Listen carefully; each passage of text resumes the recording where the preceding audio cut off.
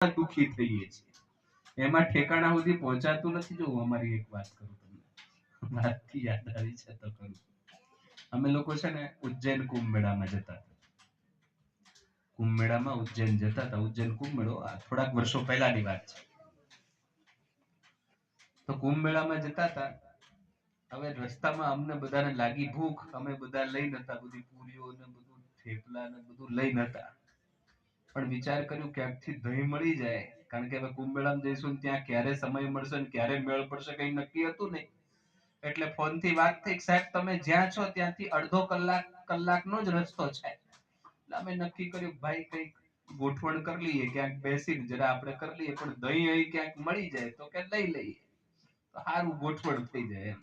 એટલે ગાડીમાં ડ્રાઈવર સાથે અમે બધા દહીં ચારે બાજુ મારીએ, કઈ દુકાન દુકાન દુકાન, અને મળી ગઈ. ત્યાંથી દહીં લીધું ને પછી કે હવે તો બેહવું છે કોઈ જગ્યા. બધાને ભૂખ લાગેલી હતી એટલે બધા જગ્યા તરફ બધાનું ધ્યાન, ક્યાં છે સારું જગ્યા. એક જગ્યા ખાલી દેખાય, ખેતર જેવું હતું, ઝાડ હતું. ગાડી ઊભી રાખી, શેતરંગી જોડે હતી, શેતરંગી પાથરી બધા બેઠા અને બધાએ આરામથી પ્રેમથી જે હતું અમારી પાસે બધું લઈને પ્રસાદ જમ્યા. આ જમ્યા પછી ગાડીમાં બેઠા, કોઈએ રસ્તા બોર્ડ આવ્યું નહીં, કોઈએ પૂછ્યું નહીં, કોઈએ જાણ્યું નહીં.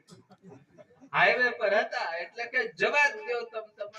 ઓલો હાઈવે હમણાં નવો એ વખતે નવો બનેલો, કામ ચાલતું નવો બનેલો. એટલે જવું તો ઉજ્જૈન, અડધો કલાક થવા આવ્યો. મેં કહીએ સારું નથી ઉજ્જૈન નું બોર્ડ આવતું કે નથી ઉજ્જૈન આવતું. અને એટલામાં બોર્ડ આવ્યું કે ઇન્દોર 5 કિલોમીટર. ઇન્દોર 5 કિલોમીટર